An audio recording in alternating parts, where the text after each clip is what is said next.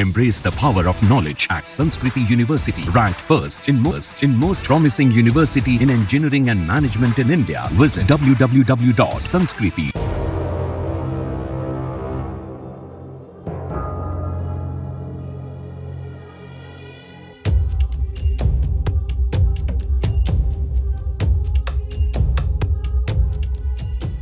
Israel 7 अक्टूबर का बदला चुन चुन कर ले रहा है।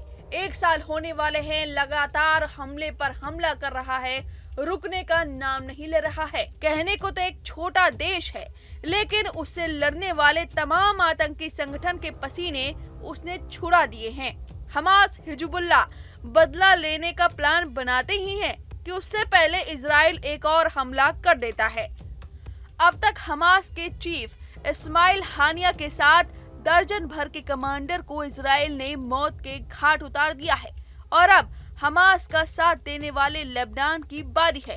पेजर और वॉकी टॉकी ब्लास्ट के बाद लेबनान के हिजबुल्लाह लड़ाके दहशत में हैं और अपने पास रखे सभी इलेक्ट्रॉनिक्स डिवाइस को फेंक रहे हैं। इस दहशत के बीच अब इजराइल ने लेबनान के बैरूत शहर पर एयर स्ट्राइक कर दिया। इस एयर स्ट्राइक में इजराइल ने दावा किया कि शीर्ष हिजबुल्लाह कमांडर को मार गिराया गया है। Hezbollah commander Ibrahim Aqeel Beirut में इजरायली हवाई हमले में मारा गया। लेबनानी स्वास्थ्य अधिकारियों के अनुसार इस हमले में कम से कम 9 लोग मारे गए हैं और करीब 60 लोग घायल हैं। हमले में 2 रिहायशी इमारतें जमींदोज हो गईं। इजरायली सेना ने अभी दावा किया कि उसके हमले में हिजबुल्लाह के विशिष्ट रदवान बल के अन्य शीर्ष पदाधिकारी भी मारे गए हैं। हालांकि इसके बारे में विस्तार से कुछ नहीं बताया गया। हिजबुल्लाह के एक पदाधिकारी ने पुष्टि की कि दाहिया जिले में जब इमारत को निशाना बनाया गया तो अकील वहां मौजूद था।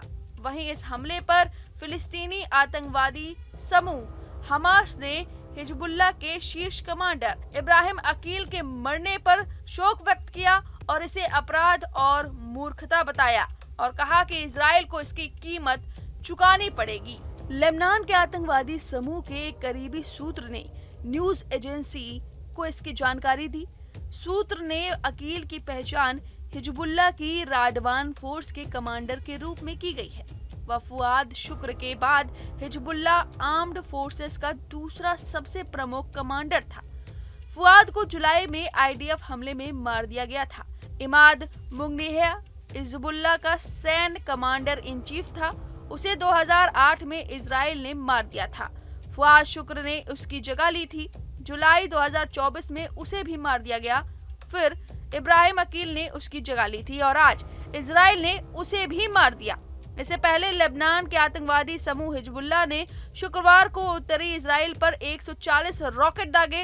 एक दिन पहले ही आतंकवादी समूह के लीडर हसन नसरल्लाह ने इजराइल से पेजर धमाकों का बदला लेने की कसम खाई थी।